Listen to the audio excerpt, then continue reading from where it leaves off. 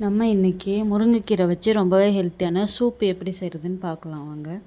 ஒரு பாத்திரத்தில் 4-5 பல் பூண்டு, சின்ன வெங்காயம் ஒரு கைப்பிடி அளவுக்கு தோல் நீக்கிட்டு சேர்த்துக்கோங்க. 2 கைப்பிடி அளவுக்கு முருங்கைக்கீரை சுத்தம் பண்ணி நல்லா கழுவிட்டு சேர்த்துக்கோங்க.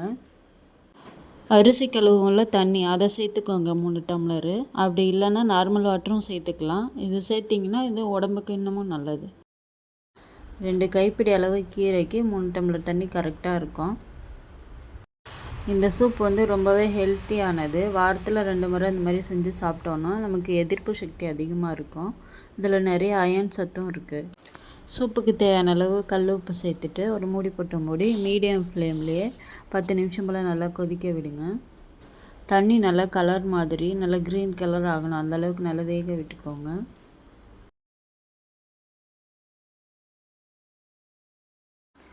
சூப்பு நல்லா கொதிச்சதுக்கப்புறம் 1 ஸ்பூன் அளவுக்கு ஜீரகம் சேர்த்துக்கோங்க. ஒரு பிஞ்ச் அளவுக்கு மஞ்சள் தூள் சேர்த்துட்டு நல்லா கொதிக்க விடுங்க.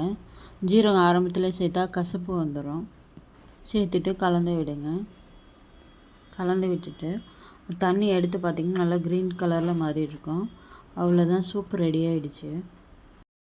இதை நீங்கள் வடிகட்டி தண்ணி மட்டும் குடிக்கிறதுனாலும் குடிக்கலாம். அப்படி இல்லைன்னா அப்படியே கீரையோடையும் சேர்த்து சாப்பிட்லாம். ரெண்டுமே உடம்புக்கு ரொம்பவே நல்லது. இந்த வீடியோ உங்களுக்கு பிடிச்சிருந்ததுன்னா நம்ம சேனலை சப்ஸ்கிரைப் பண்ணிக்கோங்க. கூடவே இருக்க பெல் சிம்பிளை கிளிக் பண்ணிக்கோங்க. அளவோடு சாப்பிட்டு ஆரோக்கியமாய் வாழ்வோம். தேங்க்யூ ஃபார் வாட்சிங்.